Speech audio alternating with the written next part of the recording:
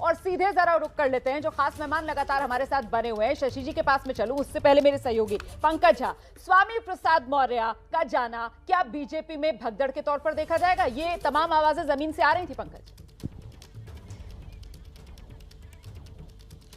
देखिए, इसे पूरे भगदड़ के तौर पर नहीं देखा जा सकता है। इससे पहले भी देखिए, कल भी बीजेपी के एक विधायक हैं, वो राधाकृष्ण शर्मा, वो भी चले गए थे। लेकिन खतरे की घंटी है, बीजेपी भी डैमेज कंट्रोल एक्सरसाइज में जुटी हुई है। और एक मानकर चलिए कि चुनाव के वक्त ऐसा होता है, अभी तो टिकटों का जब ऐलान हो जाएगा और कुछ विधायकों के टिकट कट जाएंगे तब भी वो इधर से उधर होंगे। लेकिन स्वामी प्रसाद मौर्य एक ऐसा नाम है जिसका जाना वाकई में बीजेपी के लिए सोचना चाहिए। बड़ी बात आप कर रहे हैं। मुझे लगता है अब शशि शेखर जी को आना चाहिए। और शशि शेखर सर, क्योंकि चुनाव बिल्कुल सर पर है, मतलब पहले चरण की वोटिंग 10 फरवरी को होनी है सर, 1 महीने का वक्त भी नहीं है।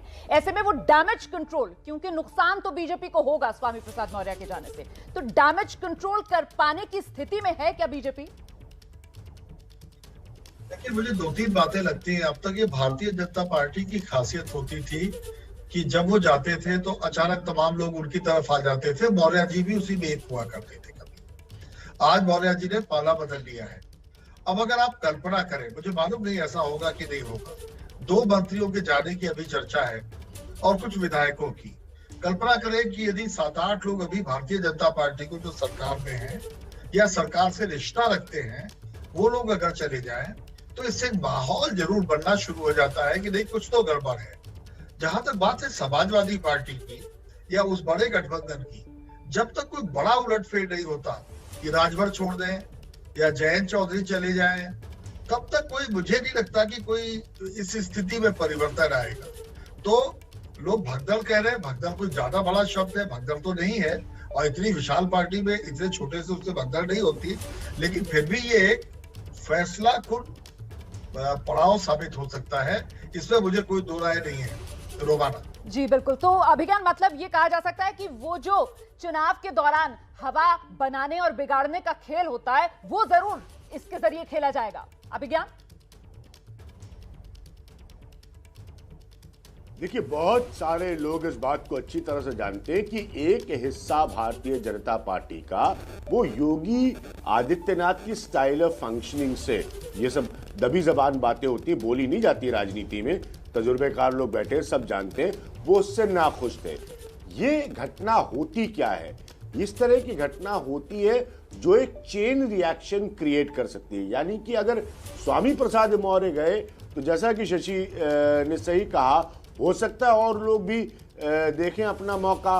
पंकज का भी पॉइंट वैलिड है कि जब टिकट कटेंगे तो लोगों के मुंह फूलेंगे और मुंह फूलेंगे तो उनको जो ऑप्शन मिलेगा वो जाएंगे। तो ये हमेशा राजनीति में चुनाव के समय होता है। लेकिन ये जरूर है, जो मोमेंटम, अंग्रेजी का शब्द आपने पहले इस्तेमाल किया था, बीजेपी को लोग बड़े नेता छोड़ भी सकते हैं, ये मैसेज जरूर स्वामी प्रसाद मौर्य ने दे दिया। और ये बीजेपी को अच्छा लगे बुरा लगे वो उनकी प्रॉब्लम है, लेकिन ये मैसेज स्वामी प्रसाद मौर्य ने दे दिया कि ये बीजेपी ना समझे कि सारे लोग सिर्फ बड़े नेता उनके पास आने के लिए व्याकुल हैं, उनके पास आकर 5 साल रहकर जाने के लिए भी लोग तैयार है। ये है मैसेज मेरे हिसाब से स्वामी प्रसाद मौर्य के जाने का। महत्वपूर्ण बात आप कर रहे हैं। बस चलते चलते पंकज झा का एक बार और रुख करते हैं और पंकज से ये जान लेते हैं। पंकज, शायद आपको जोड़ना भी चाह रहे थे कि जिस तरीके से स्वामी प्रसाद मौर्य गए हैं, क्या इससे बीजेपी से ज्यादा जो मुख्यमंत्री योगी आदित्यनाथ हैं उनकी साख पर एक तरीके से प्रश्न चिन्ह लगाता हुआ कदम है?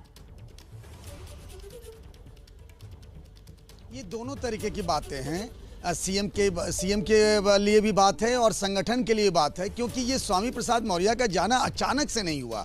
रोमाना, ये मामला थोड़ा सा अलग है। 2 महीने से इस बात के संकेत मिल रहे थे। एक बात और आखिर में जोड़ देना चाहता हूं, जो शशि शेखर ये जिक्र कर रहे थे कि क्या होता है ना, नहले पे दहला। अभी मुझे जानकारी मिली है थोड़ी देर पहले कि समाजवादी पार्टी के भी 1-2 विधायकों को जल्दी बीजेपी में शामिल करा के बीजेपी हवा बदलने की कोशिश में है। 1-2 विधायकों के नाम आ रहे हैं, कल या परसों में ऐसा हो सकता है।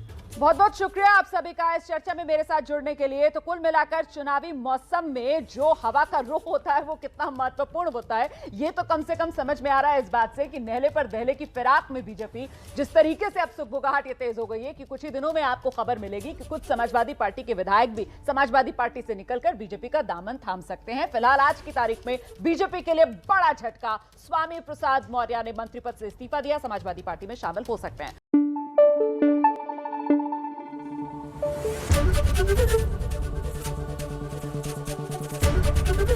एबीपी न्यूज आपको रखे आगे।